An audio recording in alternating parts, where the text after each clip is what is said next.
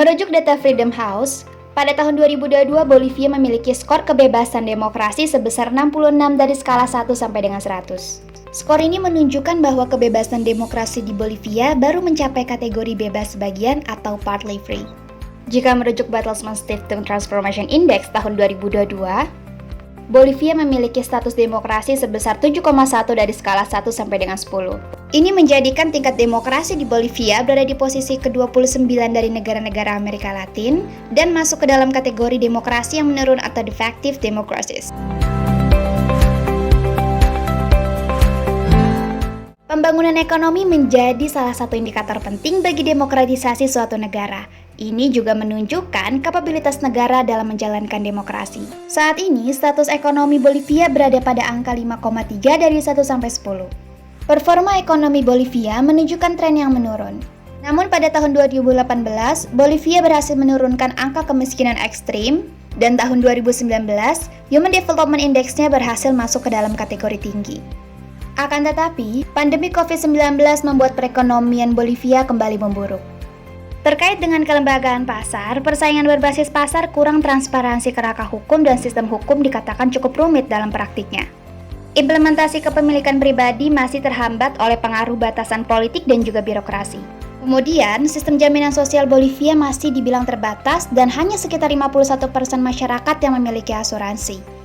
Menurut Bank Dunia dan IMF, inflasi Bolivia mencapai titik terendah sebesar 1,8% pada tahun 2019. Perencanaan ekonomi untuk pembangunan berkelanjutan Bolivia masih relatif sedikit.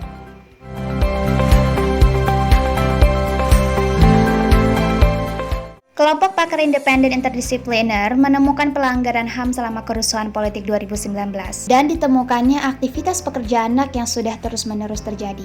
Meskipun konstitusi menjamin kebebasan berekspresi, dalam praktiknya jurnalis masih menghadapi pelecehan sehubungan dengan liputan kritis atau investigasi.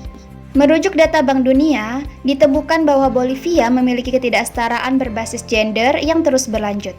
Adapun terkait dengan etnis dan agama, Bolivia mengatur dalam konstitusi untuk mengakui 36 kebangsaan dan dalam konstitusi 2009 untuk mengakhiri status resmi gereja dan memberikan kebebasan beragama terhadap warganya. Kebebasan ini juga merujuk pada hak politik bagi segala etnis dan agama.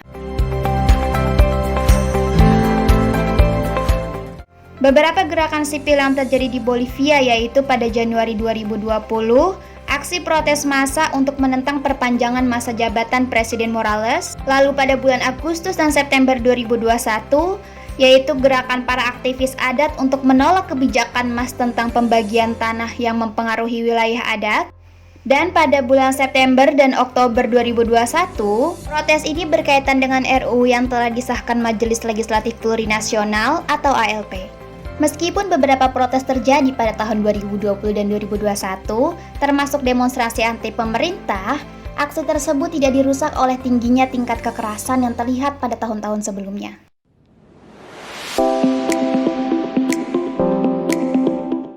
Pelaksanaan pemilu di Bolivia sudah masuk ke dalam kategori kredibel.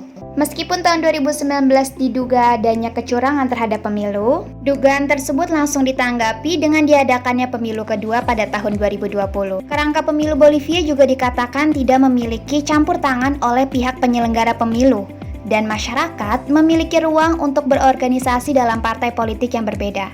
Meskipun tingkat demokrasi Bolivia berada di angka menengah atau rata-rata, pada periode yang ditinjau saat ini Bolivia masih dihadapkan serangkaian tantangan untuk menjalankan demokratisasinya. Mulai dari permasalahan sosial, terutama terkait ketidaksetaraan gender, krisis pandemi dan juga layanan publik, serta polarisasi politik sebagai imbas pemilu tahun 2019. Jika tidak ditanggapi dengan serius, hal ini akan menimbulkan risiko destabilisasi politik dan menjadi hambatan besar bagi demokratisasi di Bolivia.